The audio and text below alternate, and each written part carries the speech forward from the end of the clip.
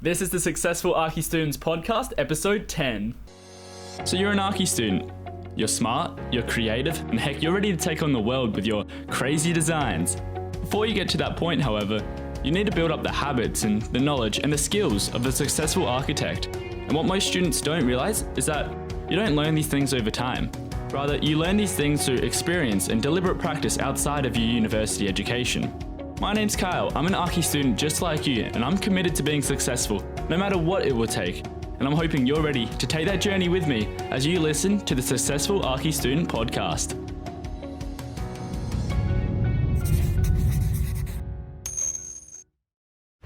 Hey guys, what is going on? Welcome to episode 10 of the Successful Archi Students Podcast. This is a special 10th anniversary, even though we've been doing this for only a couple of weeks, but it is exciting. It's really exciting today for me because I'm answering a question that was asked by one of the followers on Instagram. The question was asked by Valentine. I'll put her name on the screen so you can check her out if you want. Valentine actually sent this really long message, which I quite enjoyed reading. Pretty much what she said within that message is that she's struggling to prepare for her oral presentations. And the reason why I'm so fired up about this topic is because this is something I had problems with when I first started architecture, and a lot of students have troubles preparing for their oral presentations and presenting in general. And so I won't read out her whole message, but really what she's saying is that yes, she's struggling to prepare for her oral presentations, and she gives an example where she might have 5 minutes to talk, and she'll end up leaving some stuff out. For example, she'll leave out the shape of the roof because she's run out of time, and a professor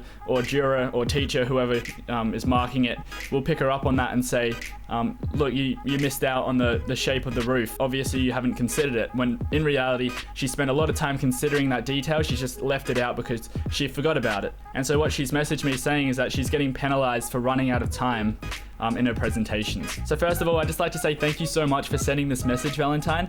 I really enjoyed reading it. You said some really nice things at the start there, so I really appreciate your support. And that kind of goes for anyone following the page or following the podcast. If you have any questions about architecture or you just want to talk about life, I'm all ears. If you send me a message, I'm definitely going to reply, and I love hearing from you guys as well. So shoot me a message if you want to talk about anything. So it sounds like to me the problem that you're explaining is that you're running out of time in your oral presentations. You obviously know everything that you're talking about, and you know your project well, and this is the case with most students. They know their projects really well, but they fail to communicate their design decisions because they are running out of time during their presentations. And I think this is such a great question that you've asked, and that's why I'm so fired up about this, is because I've been there. I used to be terrible at presenting in my architecture presentations, and I feel like a lot of students have this problem as well. It's not just you, and it's not just me. This is something that's widespread across especially first year, second year architecture students. In fact, it even goes through to fourth and fifth year architecture students as well. Even architects in the profession struggle to present. So yeah, the problem to me sounds like you're running out of time during your presentations to communicate everything you need to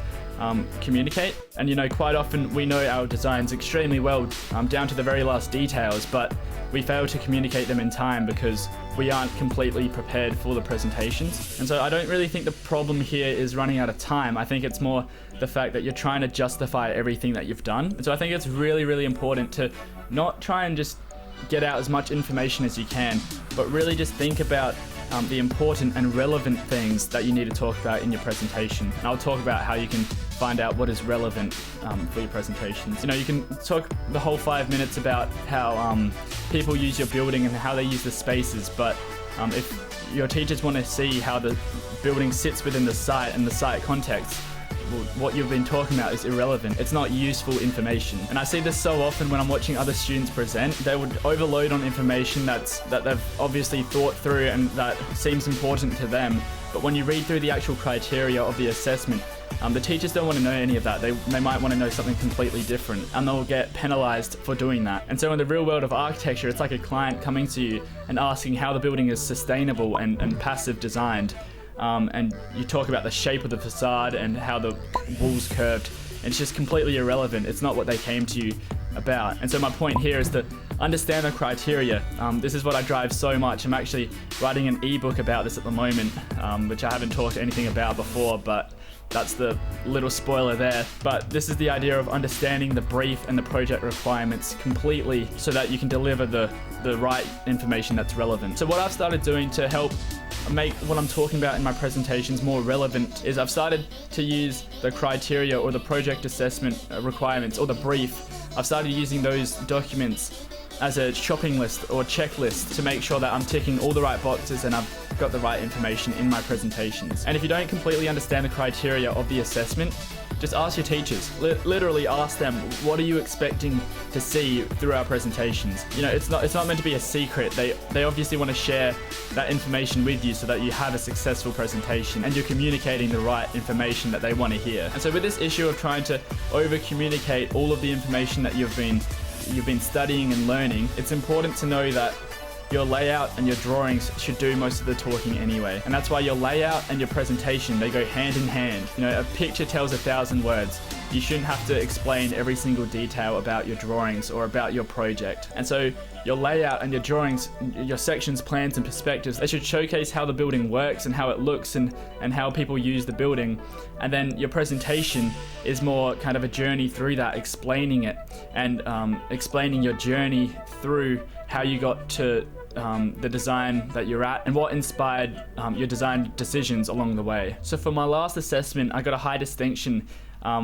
Not because my work was amazing or great, it's because I knew what I was talking about and I was communicating the right information.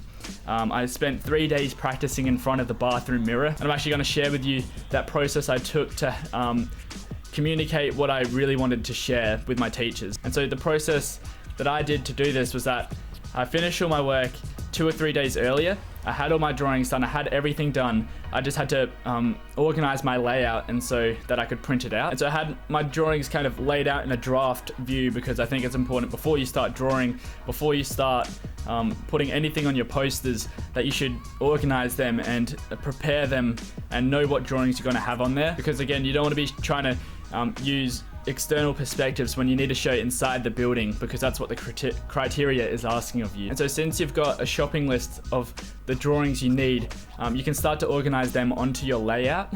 And the way I do it is that I'll organize my drawings onto my sheets simultaneously as I write my script for my presentations, because that way when you're organizing your sheets, you have your drawings laid out so that they're in a systematic order. And the way I do it is I'll talk through my presentation from the top left drawings to the bottom right of the sheet. That way you're not jumbling around and getting lost with your poster when you're talking. But more importantly, that way the audience doesn't get lost. Instead, you're going from left to right, left to right, left to right, top to bottom. Because, you know, so many times I watch students just talk all around their poster, just pointing at different drawings, and the audience gets lost, the jurors get lost, and everyone's just like, what the hell are they talking about? Actually, that's more like me. I used to do that. But so yeah, simultaneously work on your layout. So start putting out your drawings and writing your script. How do you want to communicate the information you've learned and the information that's relevant that you've gotten from the brief and the project requirements? How do you communicate them alongside your drawings? So when you're talking, you want to talk systematically through your drawings from left to right, top to bottom. But then while you're laying out your drawings, you're also writing a script so that you're not leaving out important information. And so you're prepared to talk about everything that's in the brief and the requirements. When writing your script, I would start by writing a list of what your teachers actually want to see in the presentation. You know, go through the criteria and start writing out the information they want to hear from you. That way you're organizing yourself to not talk about the irrelevant information and getting put on the spot, because you know exactly what you're talking about and you're able to communicate that fluently by talking through your designs and talking through your drawings, and those two are really going to go hand in hand. So then once you're somewhat happy with the script you have and the layout you've got, I would print out the layout and hang it on the wall. Literally hang it on the wall. Stand in front of your bathroom mirror or get the camera out and record yourself practicing the script. And you can do it looking at your script for the start, but really focus on trying to memorize it and looking up at the audience and pretending and simulating the real deal, where you're actually in front of your jurors and you're getting judged on what you're doing. Because you might get nervous when doing that, but by simulating it and practicing it, you're going to get comfortable in that situation. So then when you're actually in the real deal and you're standing in front of your jurors, really it's just like you're in front of your bathroom mirror. You're not getting nervous. You've lost that anxiety that you'll usually have when presenting. And so when you're going through your poster and your script, actually point to your designs and use it as a guide so that you don't get lost of where you're talking. Go through your drawings in a systematic order. So quite often the issue is not knowing the information. Like Valentine, you obviously know the information you're talking about and you know your design better than anyone else. But the issue is communicating it. You know, there are so many technical workers out there, scientists and architects and engineers, and everyone in the technical fields. They know what they're talking about and they know the technical information. But if you can't communicate that to the people that it matters to, then that information is useless, it's irrelevant. And that's why it's so important to actually practice your presentation skills and practicing in front of the mirror. And it doesn't matter if you stuff up in your presentations and you get lost where you are and get jumbled up, because you're learning as you put yourself in those uncomfortable situations. And so the next time you present, you're going to be even better. And you know, while you're at uni, you're meant to be making stuff ups. You're meant to be failing, not failing your grades, but you're meant to be stuffing up and making mistakes. And so if that's expected of you, then push yourself outside your boundaries, push yourself outside your comfort zone and actually try new things. Try really memorizing your script and then walking into your presentation without it.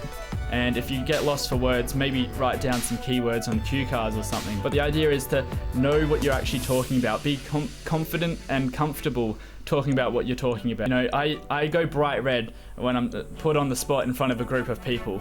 My face goes all red and I get nervous and sweaty and it's gross. And the difference is though, when I have a script, I could talk in front of 1,000 people, and if I know what I'm talking about and I've practiced it, that anxiety and that nervousness is gone. The idea really is to know what you're talking about, know what you want to communicate, and make sure it's relevant and it's what the audience wants to hear. So presenting and talking is definitely a skill that needs to be practiced, because if you can't communicate your ideas, your audience won't understand you and they won't be on the same level as you as to where your design's at and how you want to move forward.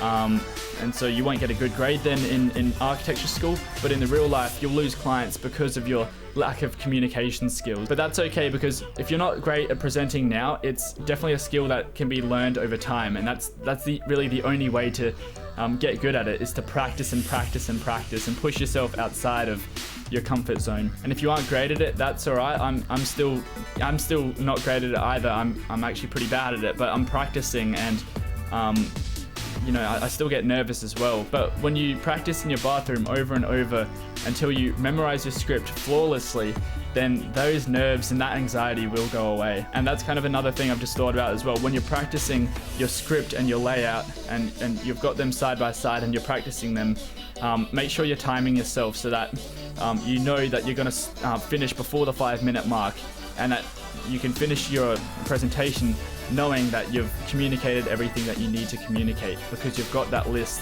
of criteria and you've got the right drawings and you've got the right information in your script. So I really hope that has helped answer your question, Valentine. I really appreciate you sending that one in. You know, I know it's hard to save 2 or 3 days before your submission to practice, but it really will be beneficial, because yeah, you might know all the information, you might have put in all this hard work on your design, but if you can't communicate it, then it's useless. And by finishing 2 or 3 days earlier, you're going to have that time to make mistakes with your presentation and change it and fix up your drawings. And that's an advantage you'll have over other students who leave it to the last minute and end up writing their script on presentation day. By preparing yourself for mistakes, by scheduling to finish early, it really does have a big advantage. And to the listeners now, thank you so much for listening. If you ever have any questions, don't hesitate to ask me. Be sure to check out the community forums. There's a lot going on there at the moment. You can ask questions on there, answer other people's questions, and showcase your work, or just chat anything about architecture. If you haven't already, be sure to subscribe to this channel so you don't miss out on future content. There's a lot to come. And make sure to like this video, because it really does help share this video to other architecture students. If you want to check out one of my other cool videos, you can check out the side videos here, and you can subscribe with that button there as well. Thank you guys so much. I'll see you in the next episode of the Successful Archi Students podcast.